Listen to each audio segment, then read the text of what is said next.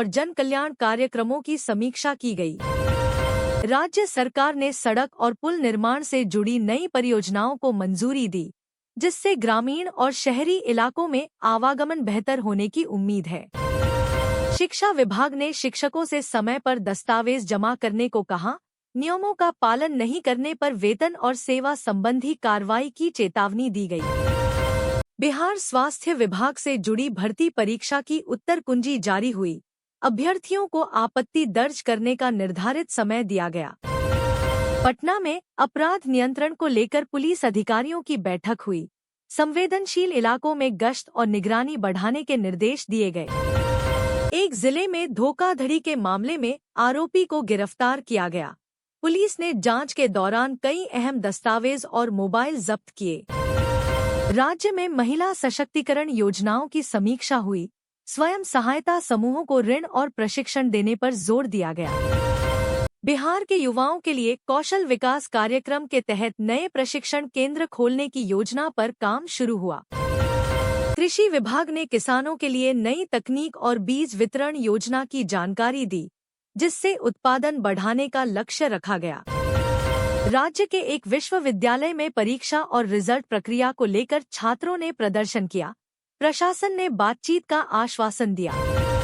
Railway से जुड़ी सुविधाओं को लेकर बिहार के सांसदों ने केंद्रीय मंत्रालय से मुलाकात कर लंबित मांगे रखी। एक जिले में अवैध खनन के खिलाफ कार्रवाई करते हुए प्रशासन ने कई वाहनों को जब्त किया और जुर्माना लगाया।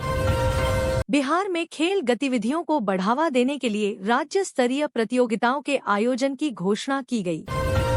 सामाजिक कल्याण विभाग ने वृद्धावस्था और दिव्यांग पेंशन योजनाओं की समीक्षा कर लंबित मामलों के निपटारे के निर्देश दिए।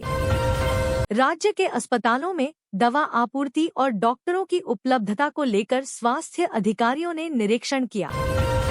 पटना में नगर निकाय से जुड़ी बैठक में साफ सफाई, जलापूर्ति और ट्रैफिक व्यवस्था सुधारने पर चर्चा हुई। बिहार पुलिस ने साइबर अपराध से बचाव को लेकर आम लोगों के लिए जागरूकता अभियान चलाने का फैसला किया। एक जिले में जमीन विवाद को लेकर प्रशासन ने शांति समिति की बैठक कर आपसी समझ से समाधान की अपील की। राज्य सरकार ने निवेश आकर्षित करने के लिए उद्योग विभाग की नई नीति पर काम तेज करने के संकेत दिए। बिहार के एक कॉलेज में सांस्कृतिक कार्यक्रम आयोजित हुआ, जिसमें छात्रों ने नाटक, संगीत और नृत्य प्रस्तुत किया। उपभोक्ता अधिकारों को लेकर जिला स्तर पर शिविर लगाया गया। लोगों को शिकायत दर्ज करने की प्रक्रिया समझाई गई। राज्य में सहकारी बैंकों की स्थिति की समीक्षा हुई। ऋण वितरण और वसूली में पारदर्शिता पर जोर दिया गया। बिहार के एक ऐतिहासिक स्थल पर पर्यटन सुविधाएं बढ़ाने की योजना बनी, जिससे स्थानीय रोजगार बढ़ने की संभावना जताई गई। बिहार में किसानों को राहत देने की तैयारी है। सरकार फसलों की सिंचाई, बीज और खाद सब्सिडी पर फोकस कर रही है, जिससे छोटे किसानों की लागत कम होगी। पीएम किसान योजना को लेकर चर्चा तेज है। केंद्र सरकार सालाना सहायता राशि बढ़ाने पर विचार कर रही है, जिससे बिहार के लाखों किसानों को सीधा लाभ मिल सकता है। बिहार में घरेलू गैस उपभोक्ताओं को अभी कीमतों में बड़ी राहत नहीं मिली है, लेकिन उज्ज्वला योजना के तहत गरीब परिवारों को सिलेंडर मिलना जारी है। महिला योजना के तहत बिहार सरकार महिलाओं को रोजगार और आत्मनिर्भर बनाने के लिए आर्थिक सहायता दे रही है, जिससे ग्रामीण महिलाओं की आमदनी बढ़ रही है। मुख्यमंत्री महिला रोजगार योजना में आवेदन की तारीख नजदीक है। पात्र महिलाओं को 10,000 रुपए तक की सहायता सीधे बैंक खाते में दी जा रही है। वृद्धा, विधवा और दिव्यांग पेंशन योजना के लाभार्थियों को समय पर राशि देने के निर्देश दिए गए हैं, ताकि बुजुर्गों को आर्थिक परेशानी न हो। बिहार में कई लाभार्थियों की पेंशन केवाईसी के कारण अटकी है। सरकार ने जल्द सत्यापन पूरा कराने के निर्देश संबंधित विभागों को दिए हैं। राशन कार्ड से जुड़ी समस्याओं को लेकर प्रशासन सक्रिय है। नए कार्ड और सुधार के लंबित मामलों को तेजी से निपटाने का आदेश जारी हुआ है। डिजिटल राशन कार्ड प्रणाली को मजबूत किया जा रहा है, ताकि पात्र परिवारों को अनाज वितरण में किसी प्रकार की परेशानी न हो। बिहार में पेट्रोल और डीजल की कीमतें स्थिर बनी हुई हैं, जिससे आम लोगों और किसानों को परिवहन खर्च में थोड़ी राहत मिली है। प्रधानमंत्री आवास योजना के तहत लाभार्थियों से ई-केवाईसी पूरा करने को कहा गया है, ताकि अगली किस्त समय पर जारी की जा सके। ग्रामीण इलाकों में पीएम आवास योजना के मकानों का निर्माण तेज किया जा रहा है, जिससे गरीब परिवारों को पक्का घर मिल सके। सहारा इंडिया रिफंड को लेकर निवेशकों में उम्मीद जगी है। सरकार की पोर्टल व्यवस्था से धीरे धीरे पैसे वापस मिलने की प्रक्रिया जारी है। बिहार में ठंड का असर बढ़ गया है। कई जिलों में घना कोहरा छाया रहा। मौसम विभाग ने बुजुर्गों और बच्चों को सतर्क रहने की सलाह दी है। मौसम विभाग के अनुसार अगले कुछ दिनों तक बिहार में ठंड और कोहरा बना रहेगा। सुबह और रात के समय विशेष सावधानी बरतने की जरूरत है।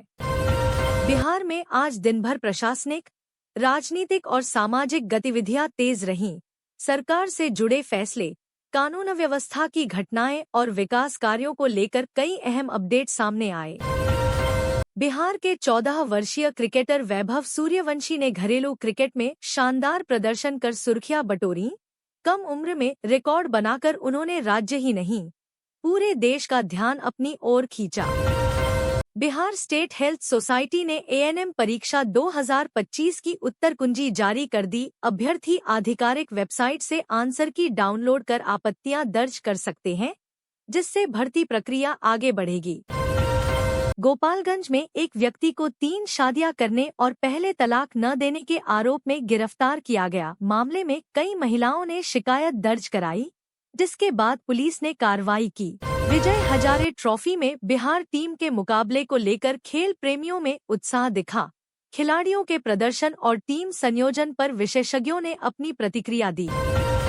कैमूर जिले के एक गांव की कहानी चर्चा में रही, जहां बड़ी संख्या में युवक अविवाहित हैं। सामाजिक, आर्थिक कारणों और पलायन को इसकी मुख्य वजह बताया गया। बिहार और मणिपुर के बीच क्रिकेट मुकाबले को लेकर लाइव प्रसारण की जानकारी साझा की गई। दर्शकों को टीवी और ऑनलाइन प्लेटफॉर्म पर मैच देखने के विकल्प बताए गए। ठंड और प्रशासनिक आदेशों के चलते बिहार के कई जिलों में स्कूलों की कक्षाएं प्रभावित रहीं।